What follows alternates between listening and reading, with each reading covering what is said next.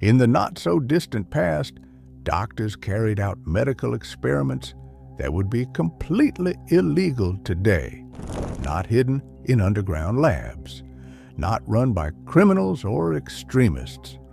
These experiments were approved, they were funded, and they were supported by governments and respected institutions. What makes this disturbing isn't how extreme they were, it's how normal they once seemed. For years, these experiments were considered acceptable, necessary even, and for decades, most people in America never heard a word about them. The early and mid-20th century marked a turning point in modern medicine. Scientific progress was accelerating at a pace the world had never seen before. New vaccines were introduced, antibiotics transformed healthcare, surgeries that were once impossible became routine. But rapid progress created pressure. Governments wanted fast results. Institutions wanted data that justified massive funding. Doctors were encouraged to push boundaries. In this environment, ethical standards often became flexible. In some cases, they were treated as obstacles rather than safeguards. The people most affected were usually those with the least power. They were rarely informed, rarely protected, and almost never given a choice. Experiment 1, the Tuskegee Study. In 1932, the U.S. Public Health Service launched a long-term study in Alabama. It later became known as the Tuskegee Syphilis Experiment. Hundreds of black men were recruited. Most lived in poverty. Most had limited access to medical care. They were told they would receive free treatment for their condition. In reality, doctors were only observing the disease. By the early 1940s, penicillin was widely accepted as a safe and effective cure for syphilis. Despite this, treatment was intentionally withheld. The goal was not to help patients recover, it was to document how the disease progressed when left untreated. The study continued year after year, decade after decade. Men suffered serious health complications. Some died. Others unknowingly passed the disease to their families.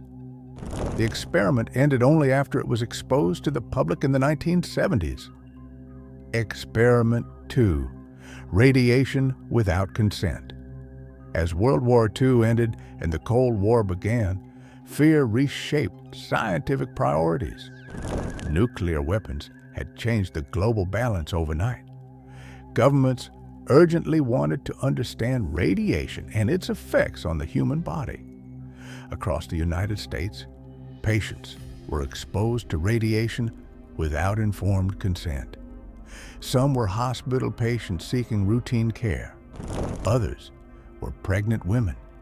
In certain cases, children. Many believed they were receiving standard medical treatment. They were never told the true purpose of the procedures. Officials justified these experiments as necessary for national security. They argued the data could help protect the public in the event of nuclear conflict. The long-term health effects, however, were often ignored or downplayed. Experiment 3. Mind control research. During the 1950s and 60s, another unsettling chapter unfolded. The U.S. government began exploring whether the human mind could be influenced, altered, or controlled. Researchers tested psychoactive drugs, sensory deprivation, and psychological conditioning techniques. Some participants volunteered. Many did not know they were part of an experiment at all. People were exposed to substances without warning. Their reactions were observed and recorded. In some cases, lasting psychological harm followed. Much of this research was classified. When investigations began years later, many records had already been destroyed. What remains today is only a partial picture of what actually occurred. When these experiments eventually became public, the reaction was immediate. Investigations were launched, policies were questioned, public trust was shaken. As a result, major reforms were introduced. Ethical review boards became mandatory. Informed consent became a legal requirement. Oversight became a central part of medical research. But for those affected, accountability came too late. These experiments were not carried out by villains. They were conducted by professionals who believed progress justified the cost. They serve as a reminder that science without ethics is dangerous, and that accountability matters when human lives are involved. History doesn't just show us what happened, it warns us what can happen again.